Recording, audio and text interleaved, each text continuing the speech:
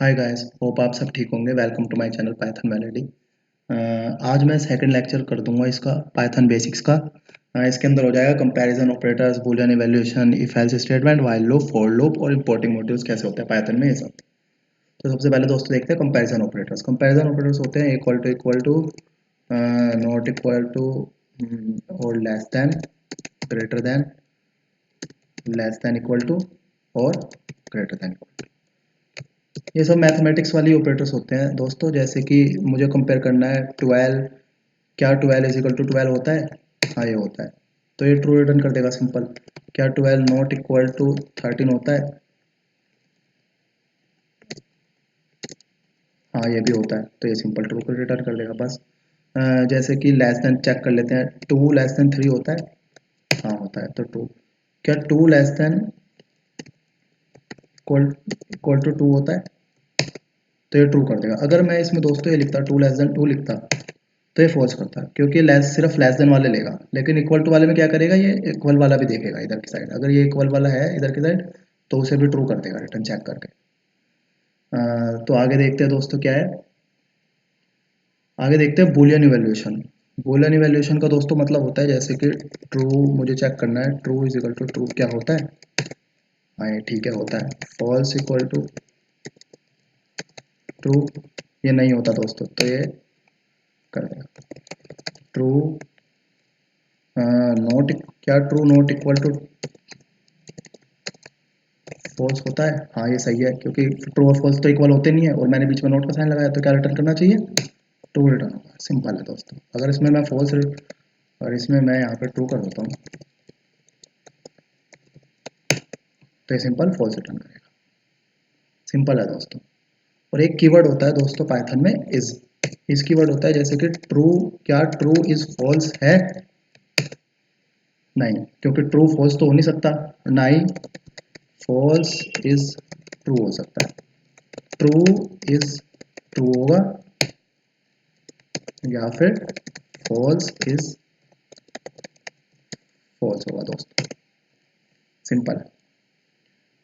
अब देख लेते हैं इफ एल्स कंडीशन देख लेते हैं। इफ एल्स कंडीशन सिंपल होती है, जैसे कि इफ ट्रू, मैं लिखता हूँ if true then print I am true. Else में चला जाएगा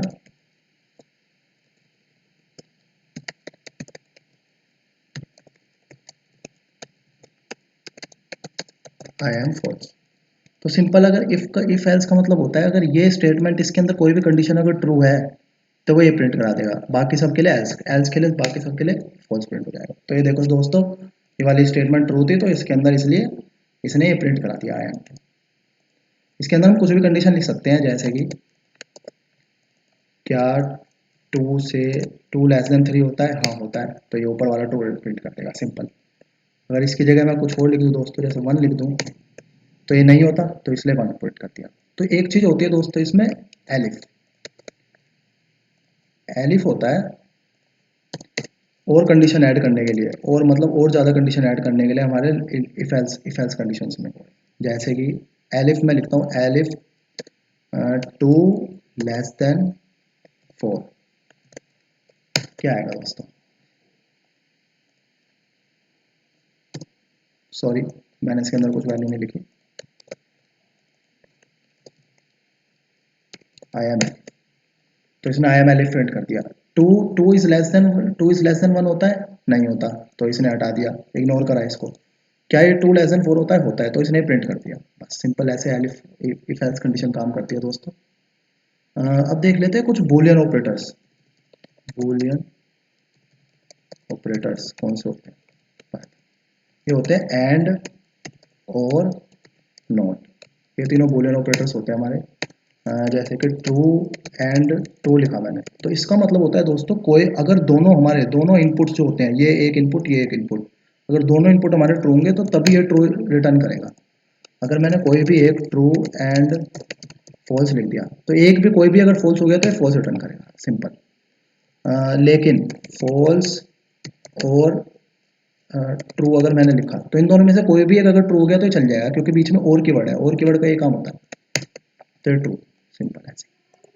अगर दोनों फॉल्स और फॉल्स कोई भी इसमें से ट्रू नहीं है तो सिंपल फॉल्स रिटर्न कर देगा। सिंपल है दोस्तों। एक होता है दोस्तों नॉट कीवर्ड। नॉट, अगर मैंने नॉट ट्रू लिखा, नॉट ट्रू जो सही है, जो नहीं सही है वो क्या हो जाएगा, फॉल्स हो जाएगा। और ऐसे ही इसका अपोजिट नॉट फॉल्स क्या हो जाएगा, ट्रू हो जाएगा। सिंपल है। अब देख लेते हैं दोस्तों व्हाइल लूप। व्हाइल लूप देख लेते हैं। मैं एक वेरिएबल डिक्लेयर कर देता हूँ 0।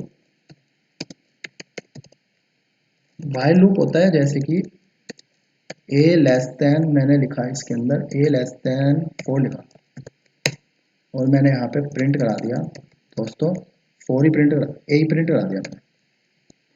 यहाँ पे ए को मैंने इंक्रीमेंट कर दिया a+1 से।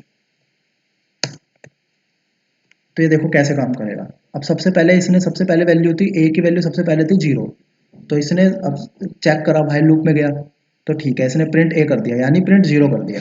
और फिर अगले स्टेप में क्या हुआ, ये इंक्रीमेंट हो गया बाय 1, तो अब ए की वैल्यू यहाँ पे क्या हो गई, 1 हो गई, तो फिर इसने प्रिंट 1 कर दिया, ऐसे ही 3, ऐसे ही 100 इस तरह से। अब देखते हैं व्हाइल लूप में एक चीज आती है दोस्तों, ब्रेक एंड कंटिन्यू स्टेटमेंट। मैं लिख देता हूँ यहाँ पे ब्रेक एंड कंटिन्यू। जैसे कि मैंने लिखा इफ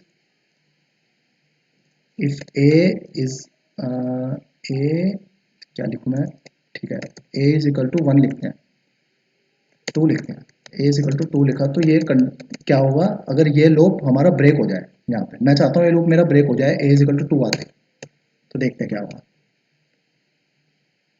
देखो दोस्तों, पहले 0 चेक करा, 0 मिला, 1 चेक करा, 1 मिला, फिर उसको इसने 2 चेक किया, फिर इसने 2 चेक किया और फिर इसने देखा कि ब्रेक स्टेटमेंट आ गई, तो ये लूप इसने यहाँ पे ब्रेक कर दिया, फिर ये आगे बढ़ा ही नहीं।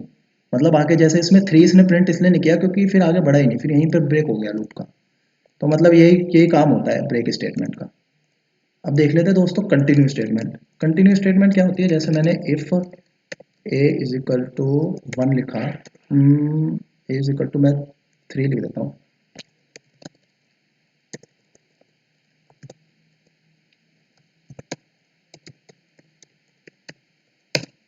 कंटिन्यू, तो इसने क्या किया, ए इज इक्वल टू तो 3 हमारा अब तक आया ही नहीं है, तो ये ए इज इक्वल टू 3, मैं कुछ ऐसी वैल्यू यहाँ पे लेता हूँ जो दोस्तों अब तक आ जाए, जैसे मैं 1 ले लेता हूँ। तो मैं चला के नहीं दिखाऊंगा, इसे चलाऊंगा तो मेरा लूप ब्रेक कर जाएगा, तो इसलिए मैं आपको समझा देता हूँ यहाँ पे। जैसे ही इसमें ए इज इक्वल टू 1 आएगा तो ये कंटिन्यू स्टेटमेंट क्या करेगी, ये लूप फिर से स्टार्ट करेगी, मतलब ए की वैल्यू फिर से इनिशियलाइज 0 पे कर देगी। तो 0 पे इनिशियलाइज करेगी, फिर वो 1 1 1 1 हमेशा 1 ही प्रिंट होता रहेगा, क्योंकि फिर आगे तो पड़ेगा नहीं। कंटिन्यू पे क्या होगा, लूप दोबारा से स्टार्ट हो जाता है, कंटिन्यू स्टेटमेंट से लूप दोबारा स्टार्ट हो जाता है, बस ये ध्यान रखना दोस्तों। अब देखते हैं फॉर लूप। फॉर लूप देखने देखने से पहले हम एक फंक्शन देख लेते हैं दोस्तों, रेंज फंक्शन। रेंज क्या करता है, हमें रेंज प्रोवाइड करता है। जैसे मुझे चाहिए 0 से लेकर 10 तक की रेंज चाहिए, अब मैं इसके अंदर फॉर लूप लगाता हूँ, फॉर आई इन रेंज, और प्रिंट कराता हूँ दोस्तों, प्रिंट में आई करता हूँ। तो इसने क्या किया, ये 0 से स्टार्ट हुआ, ये 10 तक नहीं जाता, 10 तक नहीं जाता, जो भी n वैल्यू होते हैं यहाँ पे उससे n-1 पे जाएगा, तो 0 1 2 3 4 n, तो यहाँ से लेके इसने। और फॉर लूप का सिंटैक्स सिंपल होता है दोस्तों, पाइथन में बहुत ज़्यादा सिंपल होता है। इन कीवर्ड होता है, इन कीवर्ड चेक करता है कि भाई इस रेंज के अंदर जो भी हमारी वैल्यू है वो आई के साथ एक एक करके इंक्रीमेंट होती रहे, तो ये होता है। तो इसने 1 प्रिंट कर दिया। और एक चीज़ होती है दोस्तों रेंज फंक्शन में, स्टेपिंग। तो लास्ट आर्गूमेंट जो इसका होता है, जैसे मैंने यहाँ 2 लिखा, तो 2 2 के स्टेप से चलेगा। ये क्या था, पहले 0 था, फिर 2 आया, फिर 4 आया, फिर 6 आया, फिर 8 आया, तो 2 2 के स्टेप से चलेगा दोस्तों, सिंपल है। तो दोस्तों यही आज आज की वीडियो में इतना ही था। और सॉरी, इंपोर्ट मॉड्यूल भी बताया था मैं, इंपोर्टिंग कैसे करते हैं। इंपोर्ट, सिंपल इंपोर्ट कीवर्ड होता है एक, जैसे हमें कोई भी मॉड्यूल करना है इंपोर्ट, जैसे मैथ, मैथ करना है, पाइथन का मॉड्यूल एक होता है, मैथ होता है, कुछ भी होता है, रैंडम होता है, ये कुछ भी मॉड्यूल इंपोर्ट करने हैं, ये प्री डिफाइंड मॉड्यूल्स होते हैं एक्चुअली, ये भी पाइथन डॉट पाई लाइव डॉट पाई फाइल्स होती है। जब मैं आपको आगे फाइल हैंडलिंग समझाऊंगा तो उसमें मैं इंपोर्ट और अच्छे से समझा दूंगा। सो अभी के लिए गाइस इतना ही, थैंक्स। उसका हेडिंग बना देता हूँ मैं। Thank you very much guys, आपने वीडियो लास्ट तक देखी। होप आपको समझ ही आ गया होगा जो मैंने आपको समझाया, ये सब सिंपल ही था, बेसिक था पाइथन का। Thanks again. ओके।